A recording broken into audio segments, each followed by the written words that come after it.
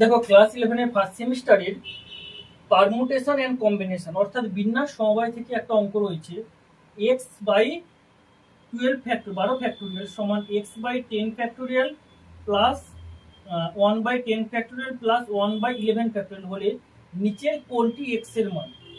এই চারটে অপশনের মধ্যে আমাকে কোনটা হবে বলেছে, ঠিক আছে। এটা বিন্যাসের অঙ্ক পারমুটেশনের। দেখো আমি অঙ্কটা তুলছি। এক্স বাই 12 ফ্যাক্টোরিয়াল সমান 1 by 10 factorial plus 1 by 11 factorial.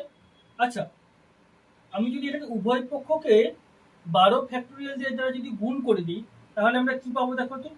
বা এক্স সমান পাবো, উভয় পক্ষকে 12 ফ্যাক্টোরিয়াল দ্বারা গুণ করছি, তাহলে এখানে 12 factorial by 10 factorial plus 12 factorial by 11 factorial, এটা পাবো।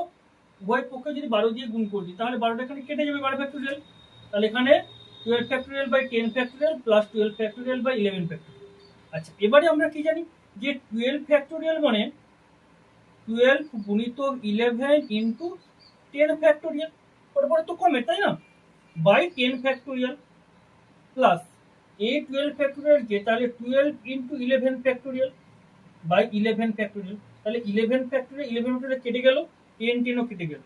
আচ্ছা, 12 সঙ্গে 11 গুণ করে কত হয় 132 প্লাস 12, তাহলে যোগ করলে কত হবে 4 4 1 144। তাহলে এটাই তো এক্স এর মান। অপশন কোন অপশন? অপশন একটা পড়ে গেল 144। ওকে, খুব সুন্দর অঙ্ক পরীক্ষার জন্য দেখে নেবে।